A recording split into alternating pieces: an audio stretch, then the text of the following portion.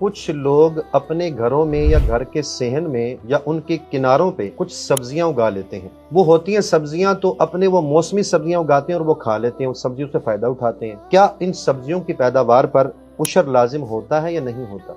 घरों में जो क्यारियां बनाई जाती हैं, घरों के किनारों पर, दीवारों के किनारों पर, सहन में या मुख्तलिफ गमले लगाए जाते हैं, उनके अंदर सब्जियां उगा ली जाती हैं, या कुछ बागीचा साल का सा रखा जाता है और उसके अंदर कुछ ना कुछ सब्जियां या फ्रूट वगैरह लगा लिए जाते हैं। तो ये घरों के अंदर जितनी भी सब्जियां लगी हैं या फल लगे हैं, इनके ऊपर उशर नहीं होता, क्योंकि उशर के लिए बुनियादी हुक्म ये है कि जो उशरी जमीन है वो खेत और बाग होते हैं, घर नहीं होते। हजरत उमर फारूक आजम रज़ी अल्लाह ताला अन्हो ने अपने ज़माने मुबारक में घरों का इस्तिस्ना फरमाया था और सहाबा किराम अलैहिम रिज़वान का इसके ऊपर इजमा रहा। तो घरों के अंदर जो मुख्तलिफ क्यारियां बनती हैं वो मकान के अंदर ही रहती हैं, यानी मकान की हैसियत को खत्म नहीं किया जाता, उसमें क्यारियां बना ली जाती। अब उसमें जितने भी फल हुए हैं, ये जितनी भी सब्जियां हुई हैं, वो उशरी नहीं है, यानी उनके ऊपर उशर लाजिम